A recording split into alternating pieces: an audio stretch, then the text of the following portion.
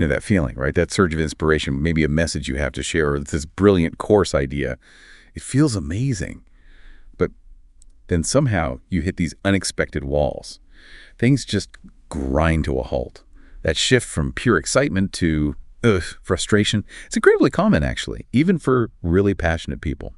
So today, on the Deep Dive, we're really going to explore this whole journey of becoming what's called a media messenger, especially now in the age of AI. We'll look at how to navigate those roadblocks, those things that stop you using some surprisingly powerful and often free AI solutions that you might already have access to. And the source material for this, well, it comes from a really interesting figure, Mike Hayes. He's got this background as a 2-time Peabody Award-winning researcher, a documentarian from NBC TV and radio. But then he shifted into the direct response media world, becoming this American dream creator figure, doing lots of interviews. What's fascinating is how he's now merging that whole life story, that deep media experience, with a really forward-looking vision for AI and business and, well, community growth. Okay, so our mission today is pretty clear. We want to unpack the keys to, sustained impact and making it work financially as a media messenger. We'll be sharing some surprising facts, some really practical strategies, all coming directly from Mike Hayes' work and insights. Let's get into it. So maybe let's start by setting the stage.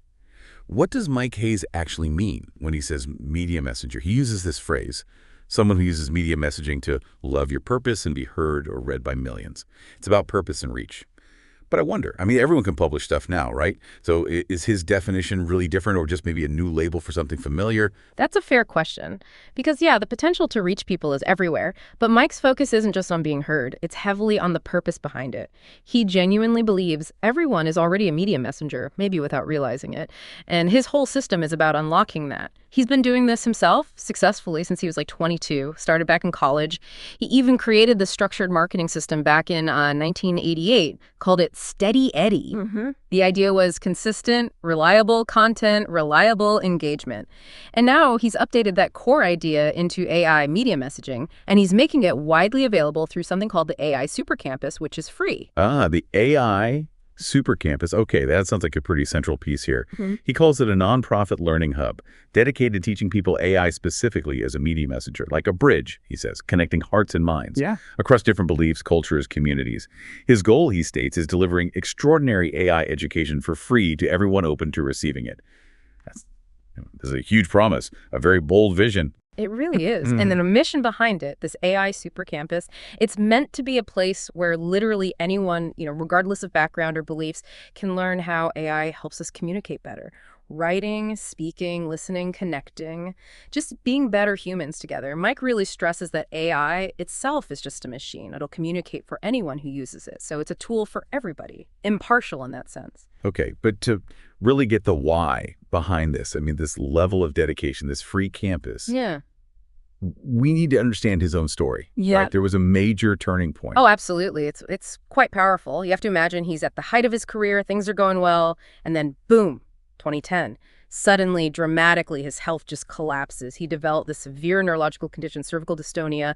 It led to 2 brain surgeries. It basically stripped him of everything, his old life. And he talks about hitting this deep, dark well.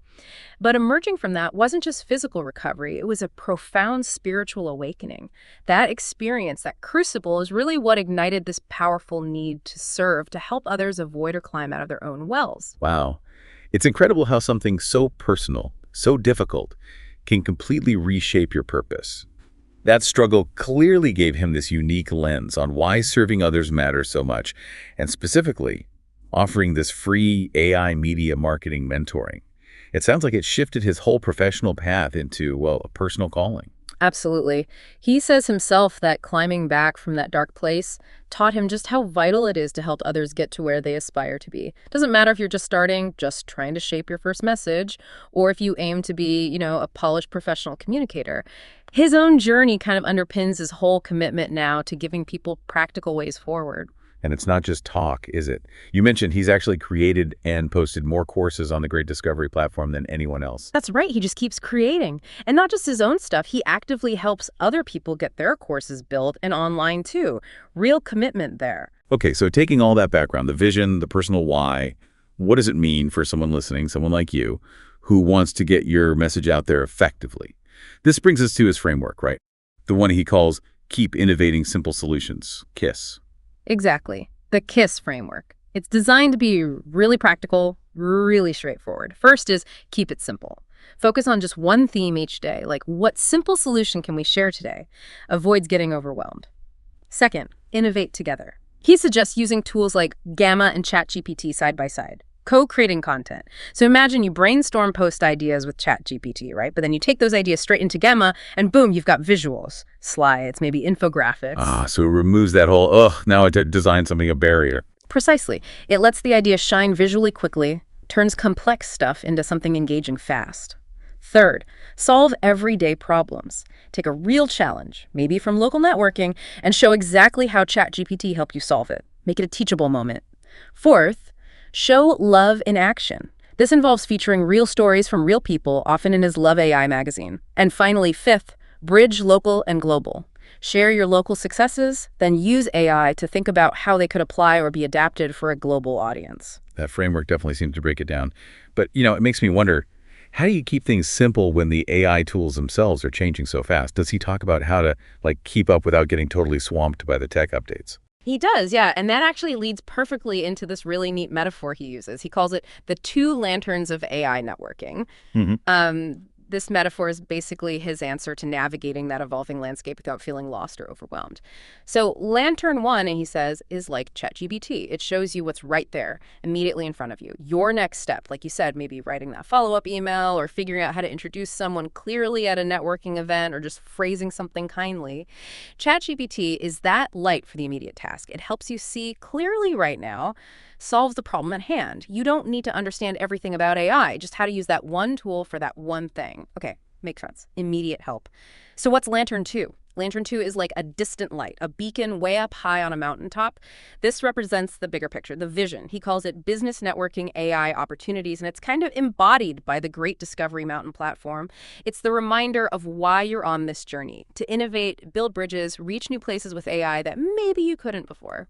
So Lantern 1 handles today. Lantern 2 keeps your eyes on the long-term prize, your bigger purpose, even while the ground shifts beneath your feet with tech changes. That's actually a really powerful way to think about it, having both. So these lanterns, they sort of symbolize this balanced approach, right? Building sustainable messages that can work locally, maybe starting small in, say, Lafayette, California, but also having the vision and the tools to scale that potentially all the way to the heart of India. Immediate clarity, long-term vision, both. But okay, so if you have these tools, this framework, this vision, why do people still get stuck?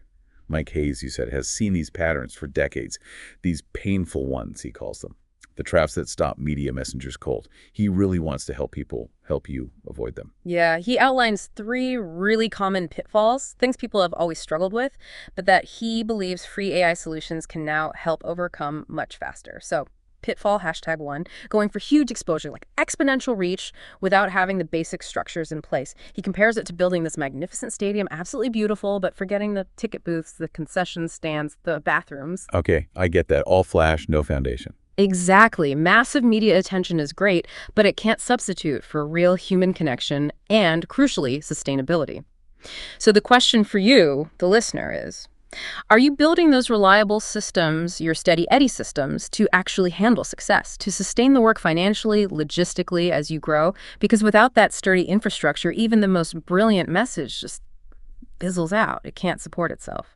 Then there's pitfall, #2, not thinking about the new money opportunities. This is a big one. A lot of heart-centered messengers, people driven by purpose, feel uncomfortable with money talk, like, oh, I'm not doing this for the money. Yeah, that definitely resonates. Yeah. There can be a real awkwardness there, can't there? Almost like talking money taints the mission. Right. But Mike has this really crucial perspective, a powerful reframe. He says, money isn't greed, it's fuel. Think of your message, your mission, like an Indy race car. It can be the most amazing machine, but without fuel, it just sputters and dies on the track. So planning for revenue, thinking about how the message generates support, isn't inherently selfish, it's actually essential. It's the fuel needed to amplify the message, get better tools, maybe hire help, reach way more people, and ultimately make an even bigger positive impact. Money is fuel. Yeah. That's a really helpful way to look at it. It's not the destination. It's what keeps the engine running so you can reach the destination. Yeah. Makes sense. Okay, what's the third pitfall? The third one, this one often cuts the deepest. It's pitfall #3, imposter syndrome. That feeling of disbelieving you're actually called or even capable of doing this. It's that nagging little voice, whispering, who am I to do this? Am I really good enough? Am I worthy? Oh, man, imposter syndrome. Yeah. That hits home for so many people. I know I've felt that who am I voice plenty of times starting something new. It feels almost universal sometimes. It really does. And it can totally paralyze you, stop you from putting your course out there, from confidently asking for a sale, from even starting. But Mike has this radical counterpoint. It's so key. He says, you don't need to be worthy. You need to be willing. And then adds, AI works whether you are worthy or not. AI can make you worthy with cause and effect. Wait, hang on. AI works whether you are worthy or not. That sounds almost too simple. How does that actually help quiet that imposter voice in practice? Well, think about it. The AI tool itself, like ChatGPT or Gamma, it doesn't care about your self-doubt. It doesn't judge your worthiness. If you are willing to give it a prompt, to ask it to write or design or outline, it just does it. The focus shifts from, am I good enough to create this, to, can I use this incredibly powerful engine to help me create this? It bypasses the internal critic. And then by consistently producing things with AIs, help things that are often really good quality. You start to build tangible proof that your ideas, amplified by AI, are valuable, are capable, are worthy of being shared. The cause, using AI, creates the effect, quality output, growing confidence. So the action itself, using the tool, starts to build the confidence rather than waiting to feel confident before taking action. Exactly. You become worthy through the willingness and the action powered by AI. He seems so sure about this, about his proven steady Eddie system combined with AI, which is why he offers those free AI super courses on aisupercampus.com, right? To basically remove that initial fear. There's nothing to lose by trying. You don't even have to fully believe in yourself at the start because he seems to have enough belief in the process and the AI for you. He really does. And stepping back a bit, Mike also really emphasizes that asking for help, reaching out, isn't a sign of weakness. He calls it a super strategy. Finding mentors, joining a community, working with coaches, all of that just accelerates the journey. You absolutely don't have to figure it all out alone. Okay, so as we start to wrap up this deep dive, let's get right back to you, the listener. Mike Hayes poses this really direct question. Where are you on your journey to where you want to go? It's worth reflecting on. Yeah, and he really highlights the value of starting local, that love local networking idea he promotes. He sees it as an innovation incubator, a place to connect, try things out, collaborate. But with this amazing potential now to scale those local ideas globally, maybe through platforms like his Love AI magazine, he actually has this vision for Love AI magazine becoming, well, kind of like what Rolling Stone was for music, but for the human side, the heart of the AI industry, a trusted voice, chronicling the culture, launching new voices who are using AI to connect and create and communicate with love, building that positive community. That's a fascinating vision. So maybe the final thought here is, the biggest thing holding your message back from reaching millions, it might not be the market or the tools or the tech. It might just be those internal roadblocks, those fears and hesitations we talked about. But as Mike Hayes constantly reminds people, love overcomes fear. So the question for you today is, what's just one small courageous step you can take, maybe even right after listening to this, to affirm your calling, to maybe strengthen your systems a little, or just simply move forward, even an inch? We really encourage you to check out the free resources Mike offers over at aisupercampus.com because your media message, whatever it is, it truly matters. And honestly, the world needs to hear it.